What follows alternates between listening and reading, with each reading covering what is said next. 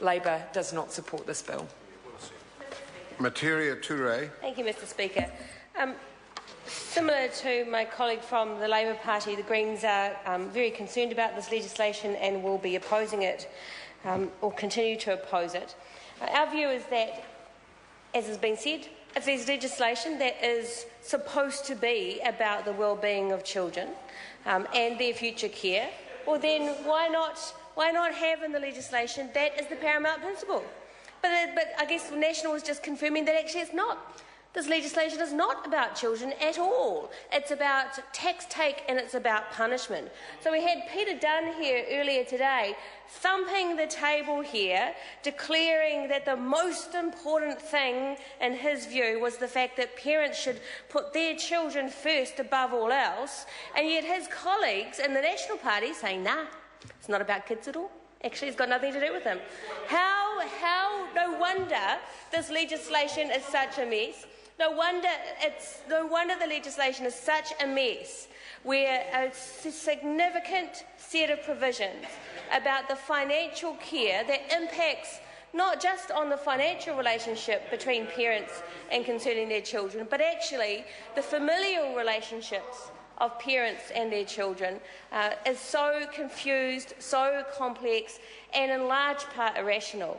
Now, we think there have been some changes around the edges that we agree with, but it is so complex now and it misses the point so badly about the needs of children and families that we simply can't support it. Excuse me, Mr Speaker. I do wonder actually whether I won't be the only parent in this House who has had some dealings with the child support system in some form.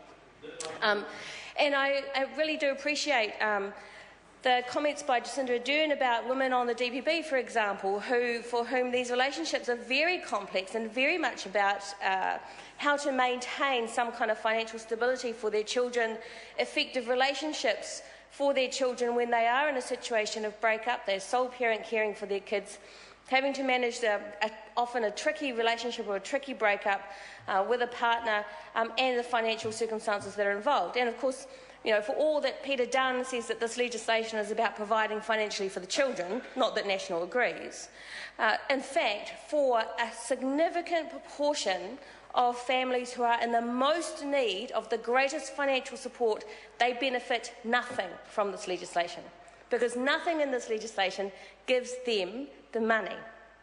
So the money goes from the other parent to the state, and the state in its largesse, as we heard earlier today, provides a benefit to care for these kids, but certainly not enough money to care for these kids well, and poses absolutely grotesque obligations on that family to make it even more difficult for them to have financial stability. I don't know whether this is still the case, but it certainly was in my time many decades ago now, it seems. Actually, it is in truth decades ago, when I was on the domestic purposes benefit. The requirement was that if you did not name or could not name the father of your child and you were seeking a domestic purposes benefit, you would take a financial hit. You would lose $20 a week out of your benefit because there would be nobody for the state to try to get more money from through the child support system. And I knew of women at that time, and if it still occurs now, and I'm not sure if it does, I assume it does because there's been no indication of any change.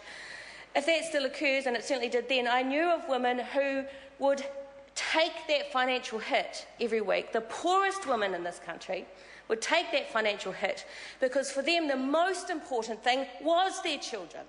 They wanted their kids to have a good relationship with their father and with their father's family. They wanted their kids to have an easy relationship where the other parent could come and they could meet, the child could go for visits with the family, and money was not an issue between them.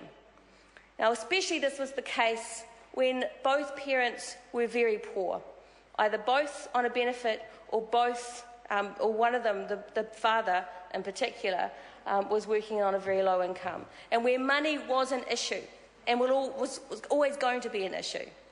So this legislation, does that do anything? Does this help those women who are the most vulnerable, those kids who are in the least financially stable situation? No. it doesn't do anything, because the one major recommendation that came from the Children's Commissioner as to how this legislation could and should be amended to increase the amount of repayments from non-custodial parents and to improve the lives of the children who need it most has been ignored. And that's the pass-on, so that the state guarantees that the kids will benefit. But that is why they do not and will not put children at the heart of this legislation. That is why they will not put the well-being of children as a core principle of this legislation, because they don't want to have to make sure that those kids do okay. They wash their hands of the kids who need it the most, and that is clearly laid out in this legislation that fails those children. We oppose this bill. Thank you, Mr. Speaker. Melissa Lee. Thank you, Mr. Speaker. I would like to start off by saying that the care and welfare of children